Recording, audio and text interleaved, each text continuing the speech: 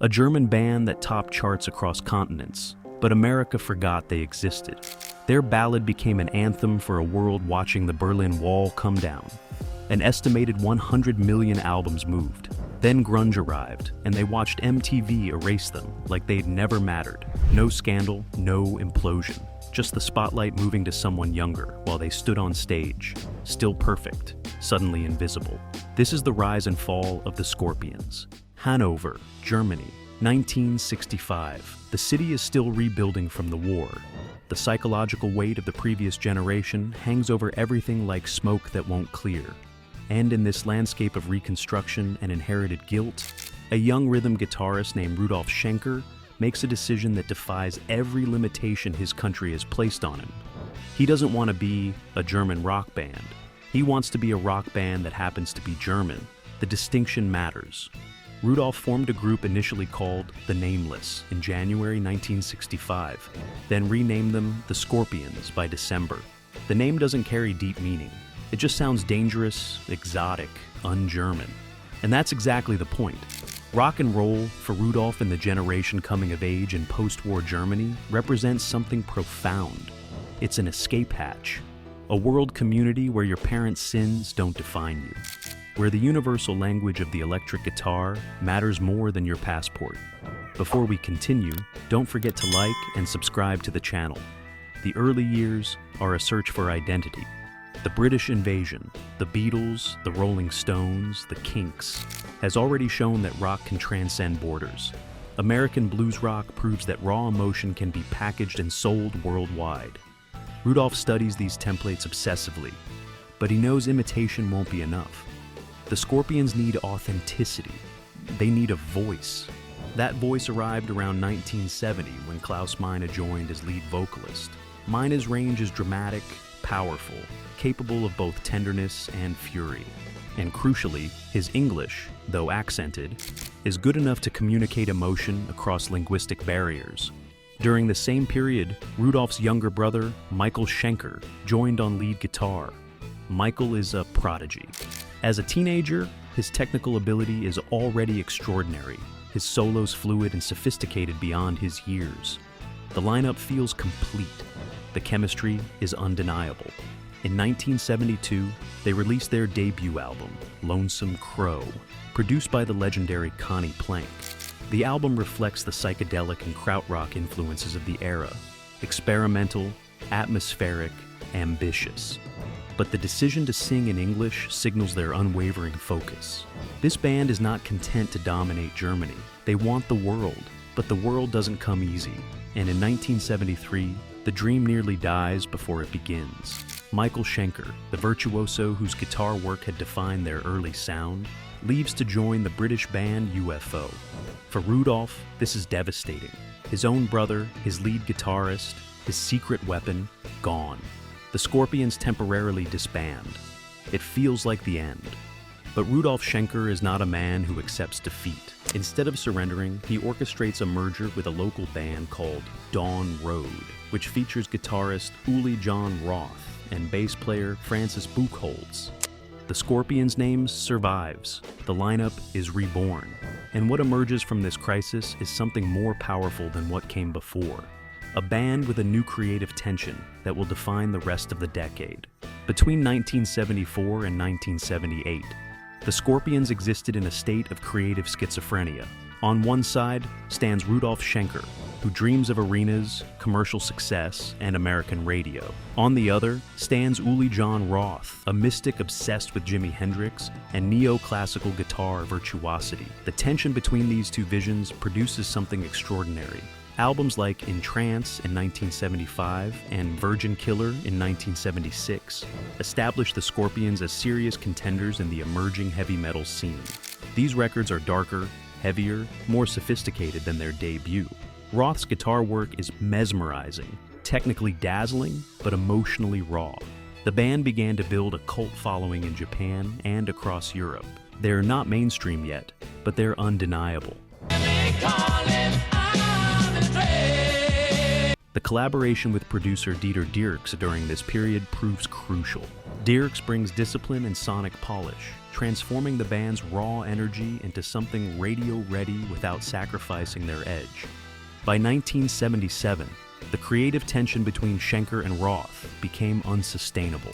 Roth's dissatisfaction with the band's commercial direction leads to his departure after the album Taken by Force. But before he leaves, the band releases Tokyo Tapes in 1978, a live album recorded in Japan that captures them at their technical peak. The album becomes a testament to what they've built, a disciplined, powerful, world-class rock machine. Roth's departure could have been another crisis. Instead, it becomes an opportunity. Rudolph recruits Matthias Jabs as the new lead guitarist, and everything changes. Jabs brings a modern, melodic sensibility that perfectly complements Rudolph's rhythmic foundation. He's not trying to be Hendrix. He's not chasing mysticism. He understands arena rock, he understands the power ballad, and most importantly, he understands that the Scorpions are on the verge of something massive. In 1979, they released Love Drive, the blueprint for everything that follows. The album balances heavy metal aggression with sophisticated melody. Michael Schenker briefly returned to contribute to the recording, but his inability to commit to touring solidified Jabs as the permanent lead guitarist. Love Drive reaches number 55 on the US Billboard 200. It's not massive yet, but it's a foothold. America is starting to notice. Then comes the crisis that almost ends everything. During the recording of Blackout in 1981, Klaus Meine's voice gives out. He undergoes 2 throat surgeries. Doctors aren't sure he'll ever sing again.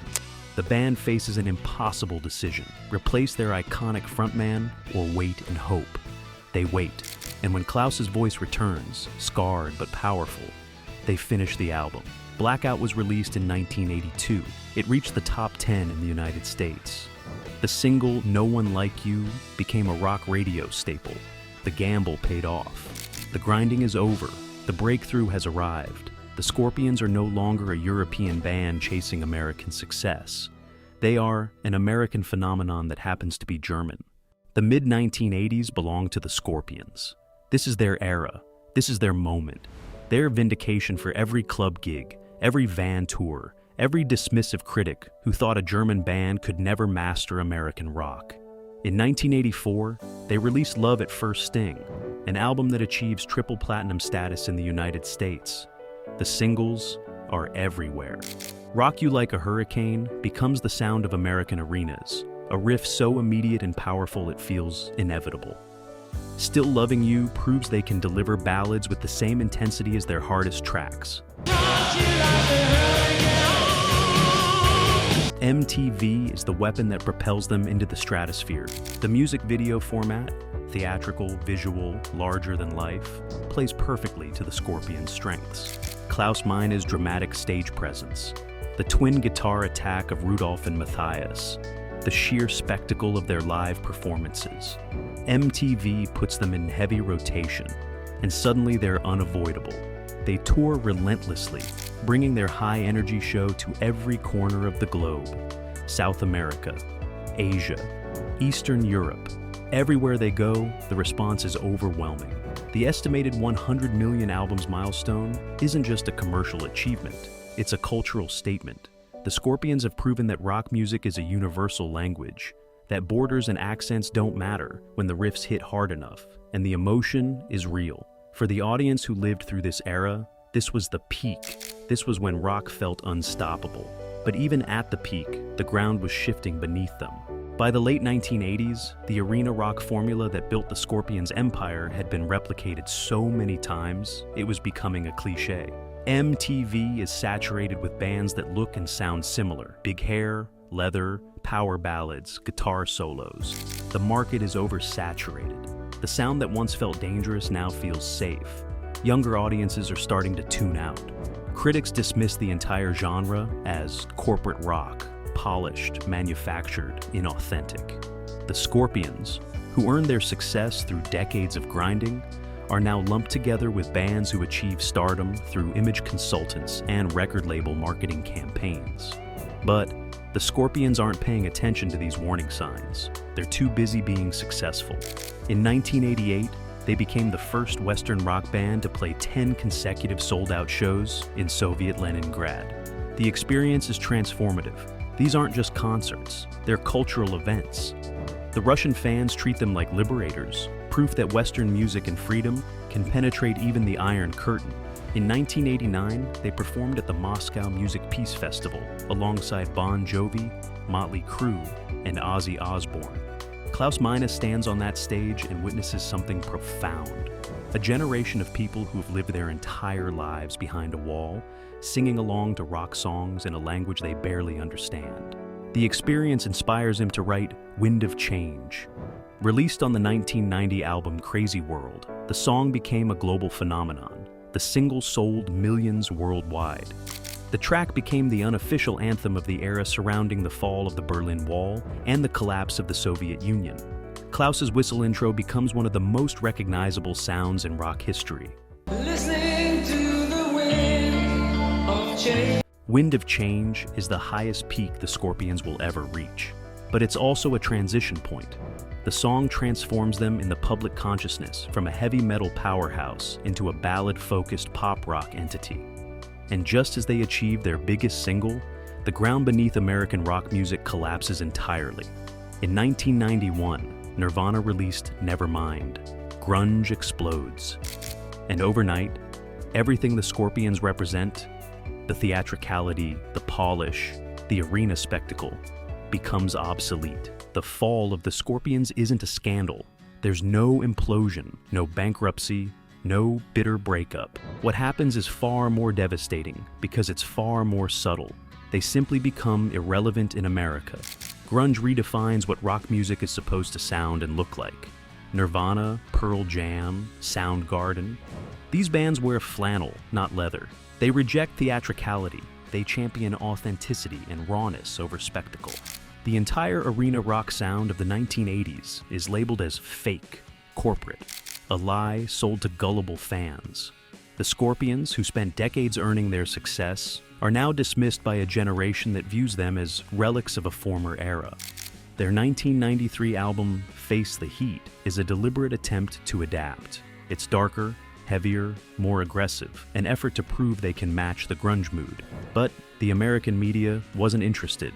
The album peaked at number 24 on the US Billboard 200, a respectable position, but a massive decline from their 1980s dominance.